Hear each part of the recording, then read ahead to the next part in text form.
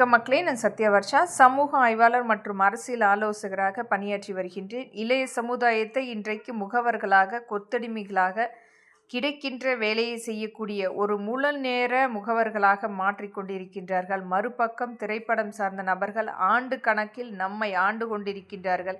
நம்மை ஒரு கொத்தடிமைகளாக, இவர்கள் மட்டுமே முதலமைச்சராக வரப்பட வேண்டும் என்ற ஒரு ஆளுமை இன்றைக்கு வருடக்கணக்கில் ஒரு மிகப்பெரிய ஒரு ஆளுமை நம்மை ஆண்டு கொண்டிருக்கின்றது. மறுபக்கம் ஒரு தனிநபர் ஆதிக்கம் நம்மை முழுமையாக நம்மளுடைய உடைமைகளை பறித்து இன்றைக்கு இளைய சமுதாயம் ஒரு நிலையான அவர்களுக்குரிய அங்கீகாரம் இல்லாமல் கிடைக்கின்ற வேலையை செய்யக்கூடிய முகவர்களாக மட்டுமே மாற்றிக்கொண்டிருக்கின்றார்கள்.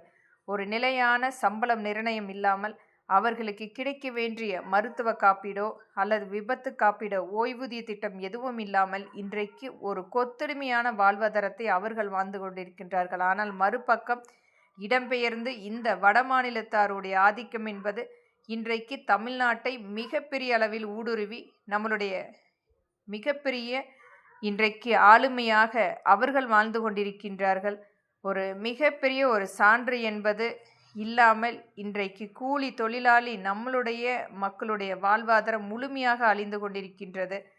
ஒரு அங்கீகாரம் இல்லாத வாழ்வாதாரத்தை நம் மக்கள் வாழ்ந்து கொண்டிருக்கின்றார்கள். ஆனால் மறுபக்கம் இடம்பெயர்ந்து வந்து இன்றைக்கு ஒரு குறைவான சம்பளத்தில் சேரக்கூடிய நபர்கள் நம்மை மீண்டும் மீண்டும் கொத்தடிமைகளாக ஆக்கி கொண்டிருக்கின்றார்கள். ஆனால் இதை எதுவுமே கண்டுகொள்ளாமல் மத்திய அரசு மிகப்பெரிய இன்றைக்கு தமிழ்நாட்டை முழுமையாக ஆளப்பட வேண்டும் என்ற மிக ஒரு உள்நோக்கோடு செயல்பட்டு கொண்டிருக்கின்றது. இளைய சமுதாயமே எழுச்சியுற்று உங்களுடைய வாழ்வாதாரத்தை நீங்கள் அங்கீகரிங்கள்.